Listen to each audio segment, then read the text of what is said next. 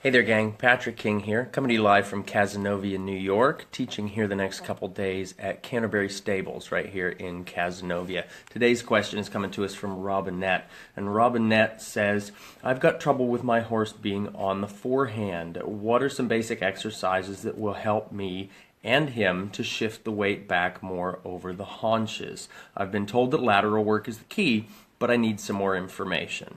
So for Robinette and for anybody else out there that's got a horse that might have some trouble with being heavy on the forehand, we need to shift the weight back to the haunches. I've got a few basic exercises that can really help, and some of these are pretty simply overlooked a lot of times. The first exercise I'm going to recommend is just frequent transitions.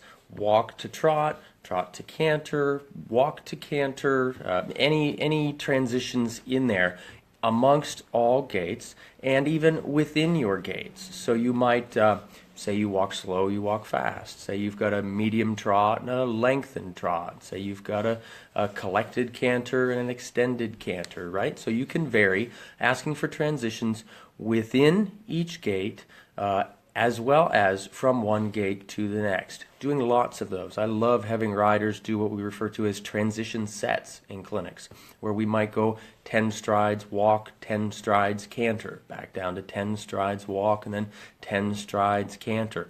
You see in a couple circles of this that the horse will really start to shift their weight back to the haunches. And of course, this is a strength thing, so you'll have to develop this within your horse.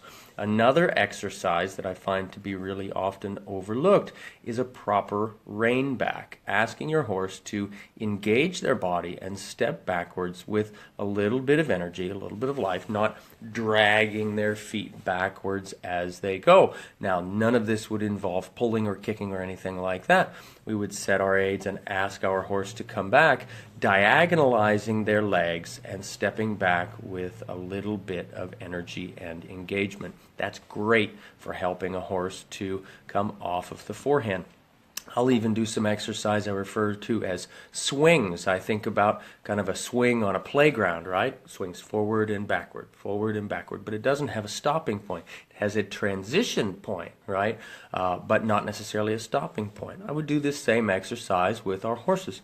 Walking forward, preparing and riding a rein back, and then walking forward and preparing and riding a rein back. We would do this when the horse is confident enough at all gaits. Walk, trot, canter, going forward and backward, using that rein back. And it doesn't have to be a lot of steps in the rein back, but the importance is that the horse is engaged and soft and starting to elevate a bit in the front end and coming backwards with the diagonalized legs, lifting off the ground rather than dragging on the ground. That's going to be really important.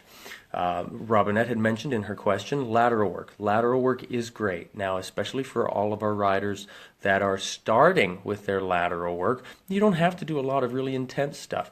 You get a little bit of shoulder in, get a little bit of haunches in, that's going to help. You want to think it's not just about the position. We see a lot of riders that get the horse into a shoulder in position or haunches in position, but the balance doesn't change. That idea of the swings with the rein back will really help you to have some influence over your horse's balance. That's when you can help the balance shift more to the hindquarters in your lateral work. And then last thing I would say, and it's probably one of my favorite ways of helping a horse to engage the hindquarters, is riding on varied terrain. It's so good for your horse to be riding up and down hills, over logs. So we're talking maybe some trail riding, right? Maybe some field riding, getting out of the arena, giving your horse a purpose. That's going to really help to get him to rock his weight back to the hindquarters, engage his thoracic sling, lift the front end up, and come into a bit more engagement. If you want to find a way to make that even better, work on the exercises that we already talked about on the varied terrain. That's going to help out quite a bit also. All right, so let's see. I'm going to ask a question of the day. Fall is definitely here in all of the areas that I've been teaching recently. Weather's cooling down, leaves have changed, that sort of thing.